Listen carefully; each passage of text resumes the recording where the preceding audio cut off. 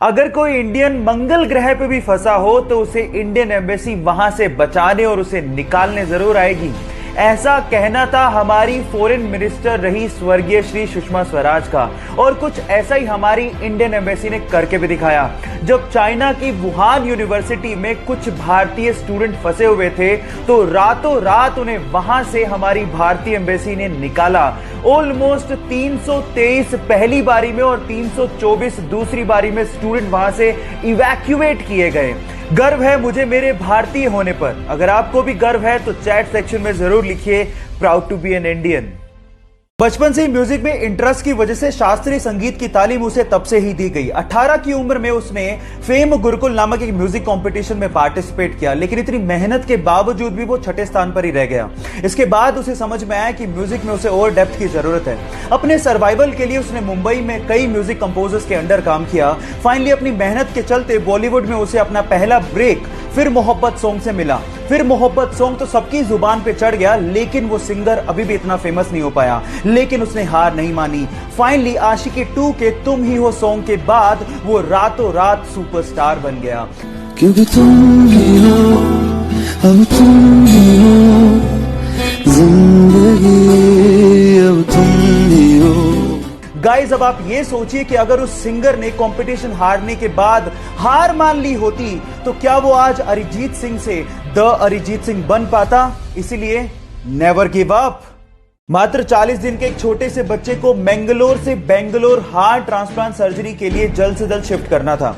हवा के रास्ते नहीं ले जाया जा सकता था क्योंकि हवा के दबाव को वो छोटा सा बच्चा शायद सहन ना कर पाता। इसके लिए बचा था सिर्फ और सिर्फ सड़क का रास्ता।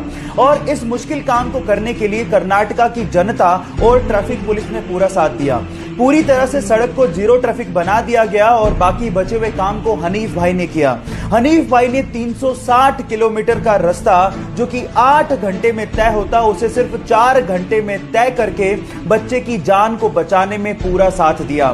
गाइस, वो कहते हैं ना कि बचाने वाला भी उतना ही बड़ा होता है जितना कि पैदा करने वाला। इसीलिए ट्रैफिक पुलिस, कर्नाटका की जनता, डॉक्टर्स और हनीफ भाई को मेरी तरफ से सलाम। ये कहानी एक दिल्ली के छोटे से लड़के की है जिसको आज फ्यूचर का विराट कोहली भी कहा जा रहा है। गाइस, जब वो 1.5 साल का था तो सुबह उठते ही अपने पापा को बोलता था कि मुझे टीवी पर क्रिकेट मैच देखना है। जब शाम को पापा घर वापस आते थे तो वो बैट और बॉल लेके तैयार रहता था।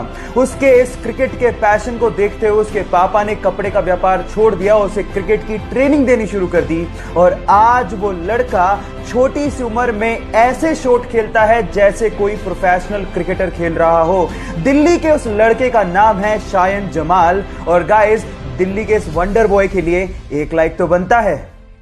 भरी मीडिया में जब उसने माना कि सैंड पेपर से बॉल टेम्परिंग का आइडिया उसका था तो इस बात से पूरी तरह से क्रिकेट ऑस्ट्रेलिया हिल गया और उस खिलाड़ी पर 1 साल का बैन लगा दिया गया। उस 1 साल में उसकी बहुत बदनामी हुई और उसे लगने लगा कि क्या वो कभी टेस्ट क्रिकेट खेल भी पाएगा।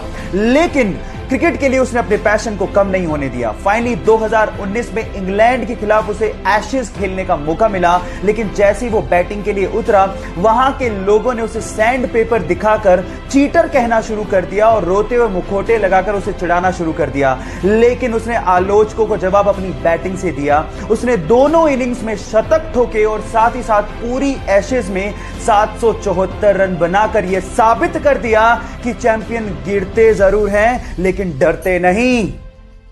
कारगिल युद्ध में हमारे देश के लिए लड़ रहे देवेंद्र पाल सिंह जी ग्रेनेड हमले की वजह से बुरी तरह से घायल हो गए। इस वजह से डॉक्टर्स को उनका एक पैर काटना पड़ा और डॉक्टर्स ने यह तक कह डाला कि आप कभी अब चल नहीं पाओगे। लेकिन उन्होंने डॉक्टर्स को जवाब दिया कि आप चलने की बात करते हो, मैं आपको दौड़ के बताऊंगा।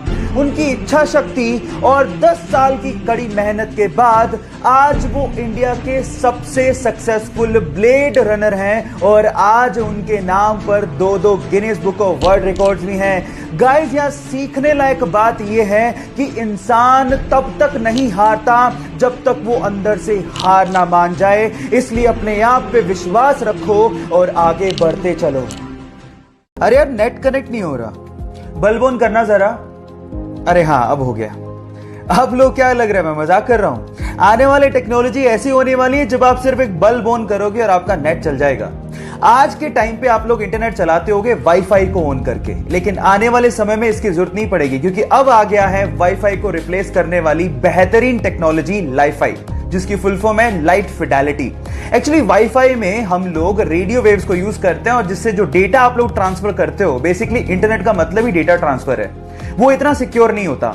लेकिन लाइफाई से यानी कि लाइट फिडेलिटी से जब आप डेटा ट्रांसफर करोगे तो वो ज्यादा सिक्योर्ड भी होगा, ज्यादा स्पीड से भी होगा।